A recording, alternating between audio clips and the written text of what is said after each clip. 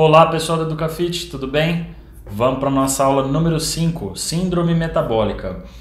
Bom, nessa aula eu vou abordar alguns aspectos que envolvem aí a síndrome metabólica. Nós vamos falar como que é o diagnóstico dessa síndrome metabólica e como nós, nutricionistas, devemos agir aqui dentro de consultório quando a gente atende aí um paciente com esses sintomas, né? Que hoje é muito comum, né, pessoal? Infelizmente, a obesidade, o sobrepeso está atingindo níveis absurdos, né? E com certeza o nutricionista que trabalha com emagrecimento tem ali 80, 90% da sua grande clientela de pacientes com essa síndrome. Então vamos lá.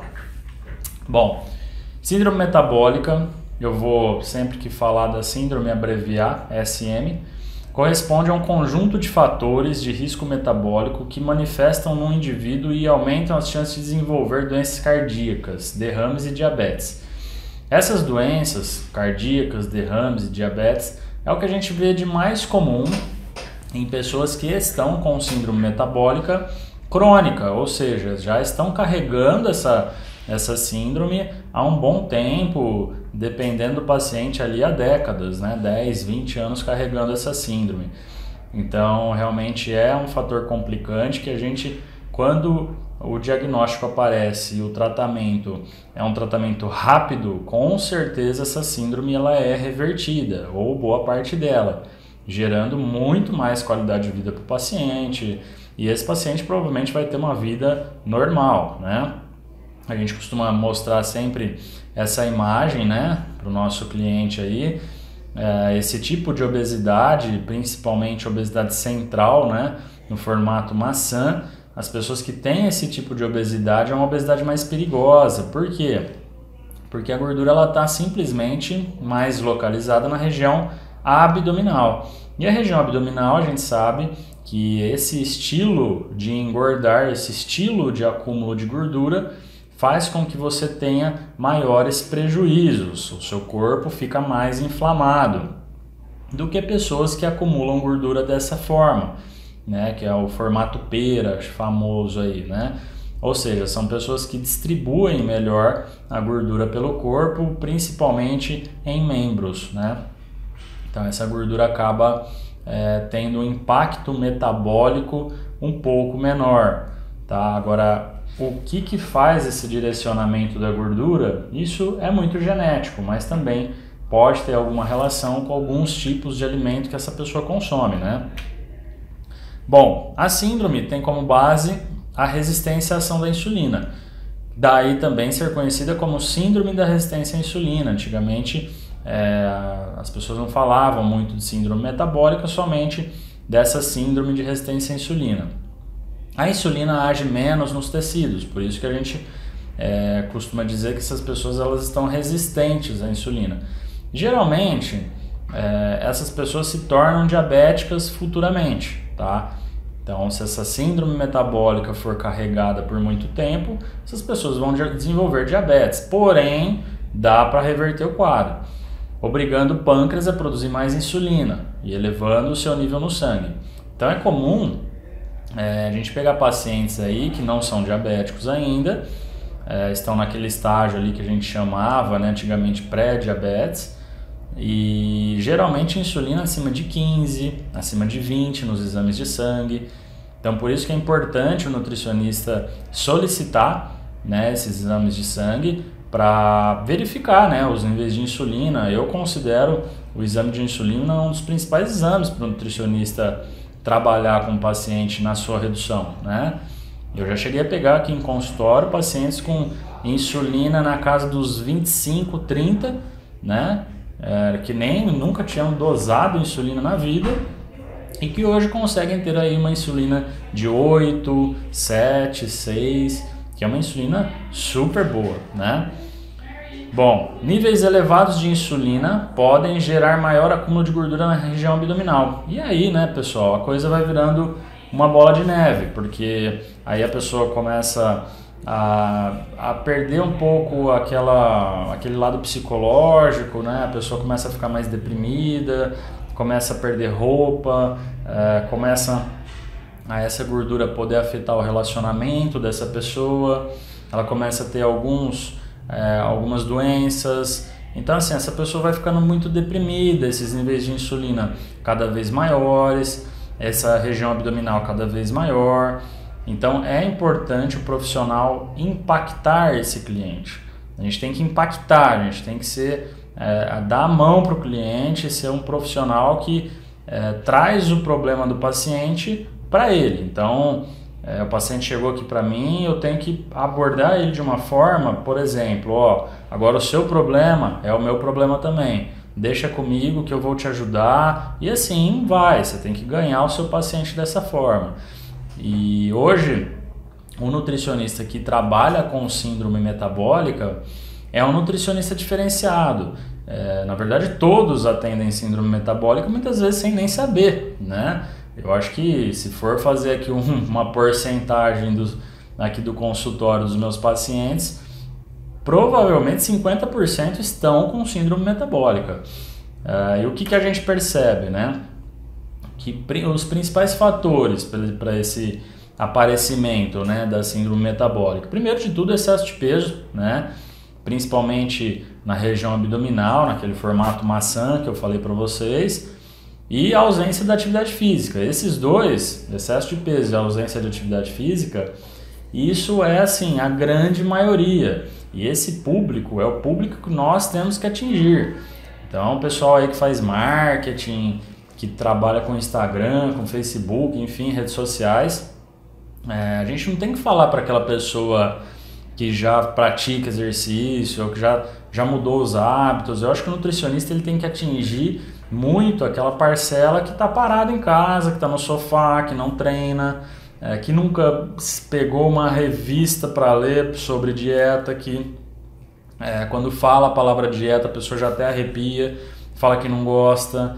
Então é esse público que a gente tem que atingir. Por quê? Porque esse público é a grande maioria, né? E claro, além do excesso de peso e da ausência de atividade física, os fatores genéticos também, eles são extremamente importantes para a contribuição, né, para a síndrome metabólica. Geralmente pessoas que têm ali já na família pessoas obesas, pessoas com sobrepeso, provavelmente tem sim um fator genético ali atrapalhando, com certeza. Apesar que eu não considero a genética o fator primordial, não. Para mim, realmente é o fator comportamental, né? O diagnóstico da síndrome é feito quando 3 ou mais fatores estiverem presentes. Quais são esses fatores, né? Então tá aí.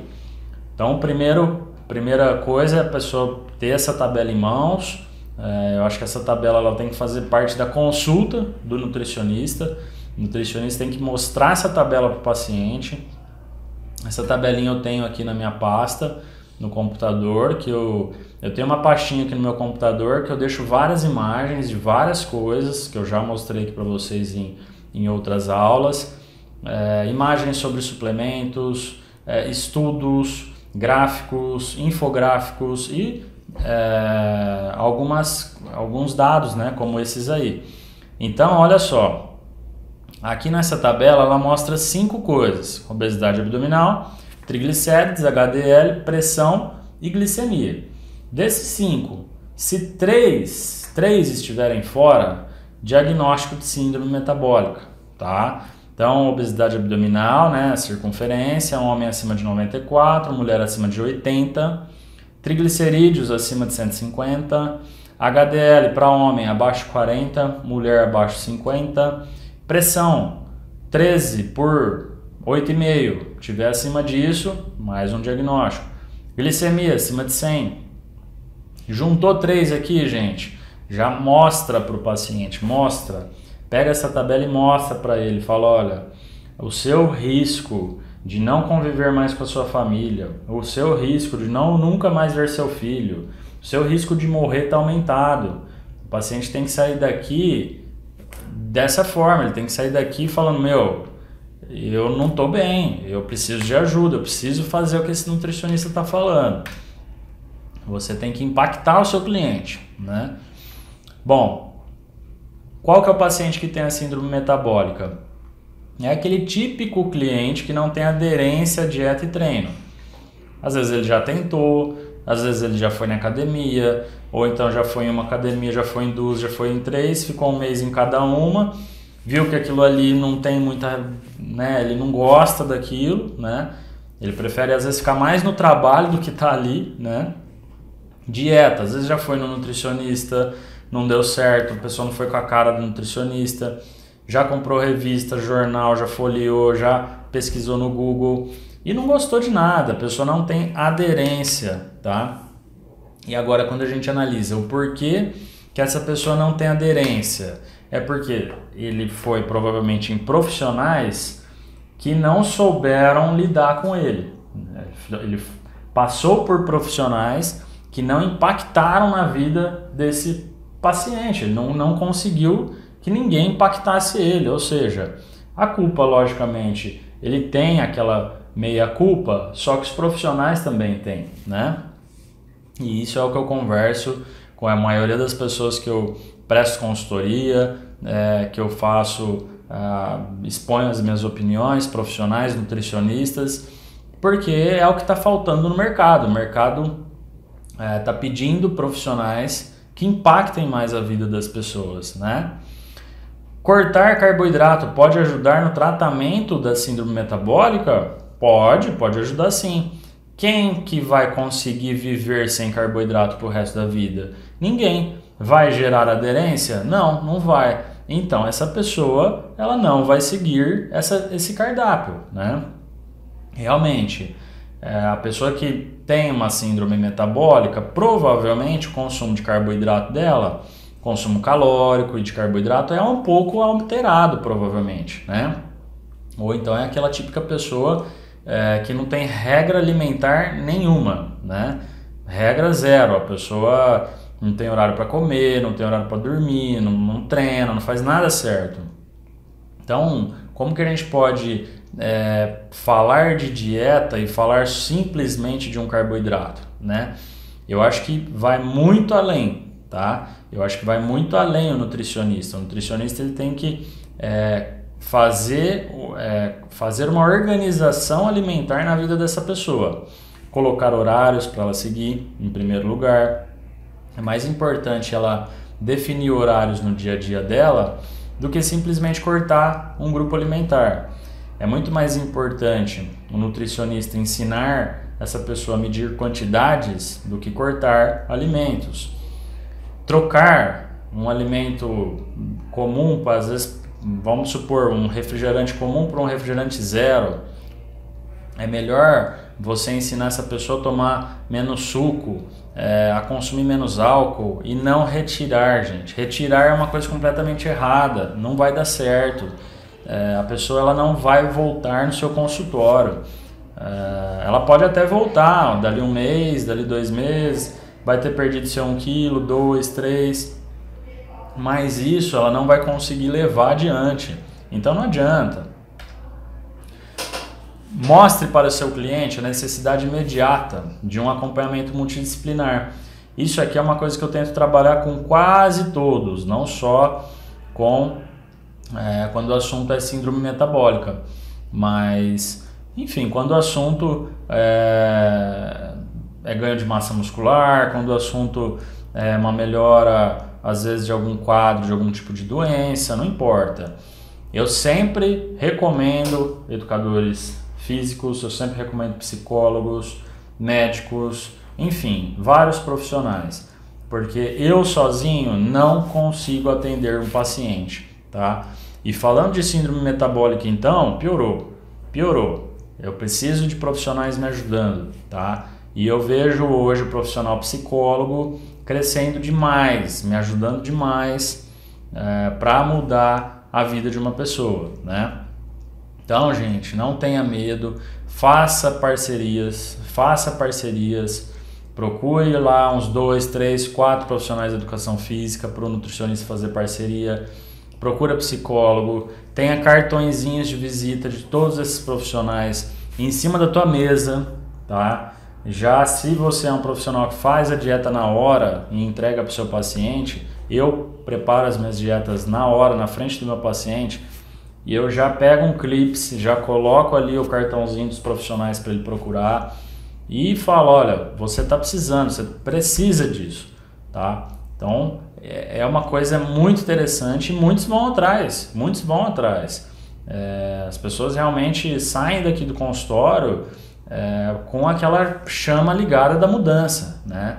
Então esses profissionais, eles são contactados sim, que eu sei, pode ser que dê certo ou não dê a contratação desses outros profissionais, mas a grande maioria gosta bastante, tá? O uso de medicações específicas pode ser necessário, com certeza, e aqui é uma observação que eu faço para nutricionista: cuidado com a prescrição de vários fitoterápicos, tá? Não é qualquer fitoterápico que a gente pode sair prescrevendo por aí, tá? Então fiquem de olho lá nas resoluções que existem da parte da fitoterapia com relação à nutrição. Não é qualquer coisa que a gente pode prescrever, isso é muito importante. E dentre as medicações também, né, eu vejo às vezes alguns nutricionistas prescrevendo medicamentos como glifage, por exemplo, então tomem cuidado. Não tenham medo, gente, manda para o médico, manda para o endócrino, manda para o clínico geral, sem medo. Ó, você parece que aqui, de acordo com os seus exames, você está precisando de alguma medicação, então eu não posso te prescrever, vá até um médico, tire essas dúvidas com ele, que provavelmente ele vai te prescrever alguma coisa, né? E quando esse paciente voltar de um clínico geral, pergunta para ele o que ele está usando, anota na anamnese. Se ele voltar, por exemplo, de um psiquiatra com algum tipo de remédio, tarja preta, por exemplo, eu vejo muito nutricionista batendo de frente às vezes, né? Do tipo, você não precisa tomar esse remédio tarja preta, imagina, quem que te prescreveu isso? Eu já fiz muito isso, esse erro, né? De querer dar pitaco na prescrição, às vezes, de profissionais, né? Mas isso é lá atrás, há anos e anos atrás, quando a gente é muito inexperiente, né? Mas eu vejo hoje que sim, isso pode ser necessário, às vezes, no início de tratamento, né?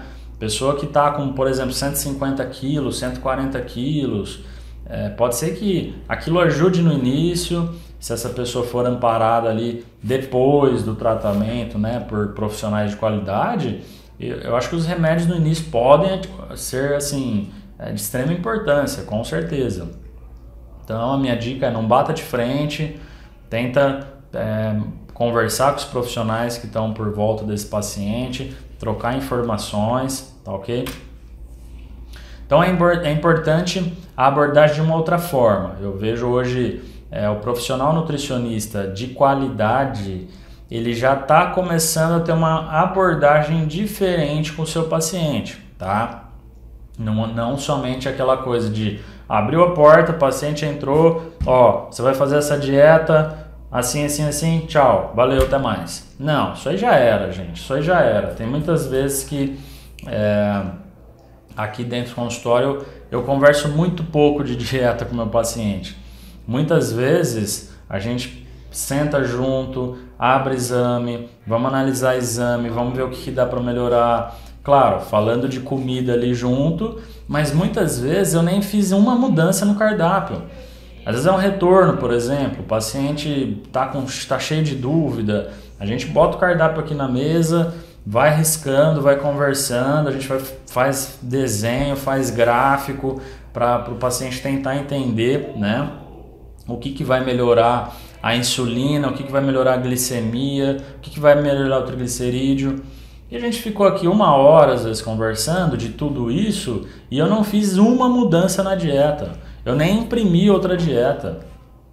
Né? Então, eu acho que é essa forma de abordagem que o nutricionista tem que começar a olhar. Porque o culpado não é a dieta. Né? O culpado é o paciente que não está conseguindo ter aderência, ele não está entendendo o porquê que ele tem que comer 50 gramas de arroz aquele horário, o porquê que ele tem que comer 90 gramas de carne aquele horário, né? Ele não está entendendo o porquê que ele tem que fazer isso. E a gente tem que mostrar o caminho, né? Mostrar a evolução dentro do treino, isso aqui já é mais para o personal, né? Os parâmetros de força, por exemplo, que a pessoa está evoluindo, condicionamento cardiorrespiratório, VO2 máximo. Eu acho super importante o paciente entender isso, né? Ele vê essas mudanças, mas em números, olhar o gráfico. Então, o personal hoje, que ele trabalha só lá dentro da academia, chegou o aluno, vem aqui, hoje você vai fazer isso, acabou, tchau, valeu, até mais. Para mim isso é um personal ultrapassado. Por quê? Porque tem outros personagens que dão outro tipo de atenção, né? Ele vai fazer o aluno treinar do mesmo jeito, às vezes vai treinar menos, né? Só que o aluno vai sair mais satisfeito por conta da atenção, por conta de testes que esse aluno faz, porque esse aluno consegue com os testes ver que ele realmente está melhorando e que aquilo está fazendo sentido para ele, né? Por quê? Porque o outro personal que tem aquele estilo mais conservador, muitas vezes o aluno está melhorando, só que o aluno não vê essa melhora. Então os nossos clientes, eles precisam de ver a melhora de alguma forma, seja com exame clínico, seja com exame de sangue, seja com testes de parâmetros de força, de VO2, não importa. Ele precisa ter uma outra análise. Isso acontece com a gente. Eu perdi 3 quilos. Eu só percebo quando eu subo na balança, quando eu vou perceber isso, quando eu olho no espelho, quando eu visto uma roupa. Gente, eu tô aqui dentro do meu corpo faz décadas, eu não percebo mudanças, né? Então, o nosso paciente também, ele não percebe isso. Só que a partir do momento que a gente começa a mostrar para ele começa a ficar mais perceptivo para as coisas, isso é importante, e aí ele começa a te dar valor, né? E o mais importante, meio que resumo da nossa aula, né? Fazer o cliente visualizar que tudo isso é de extrema importância para a sua vida, ou seja, faz sentido continuar fazendo, aí sim você vai ter esse cliente para o resto da sua vida ali grudado em você, né? Te perguntando 1 milhão de coisas, vindo na consulta ou fechando planos maiores aí de personal e nunca deixando de ser seu cliente, tá? É o mais importante do que você ter clientes novos é você também manter aqueles clientes antigos por mais tempo, tá? E para isso você tem que impactar esse cliente e mostrar, né, um caderno para ele de coisas que você faz, de atividades que você faz, e com todas essas atividades que você faz, ele consiga visualizar ele ali dentro, aí a evolução de todos esses parâmetros que você mostra, tá ok? Então o seu cardápio como profissional, ele precisa ser um cardápio maior. Não adianta ser aquela uma página, né, de coisas muito simples. Hoje as pessoas estão um pouco mais criteriosas ao escolher profissionais, né? E a gente precisa evoluir com relação a isso, e por isso que vocês estão aqui fazendo as nossas aulas aí do Educafit, tá certo? Aguardo vocês na próxima aula e deixem as dúvidas aí embaixo. Valeu, pessoal, até mais!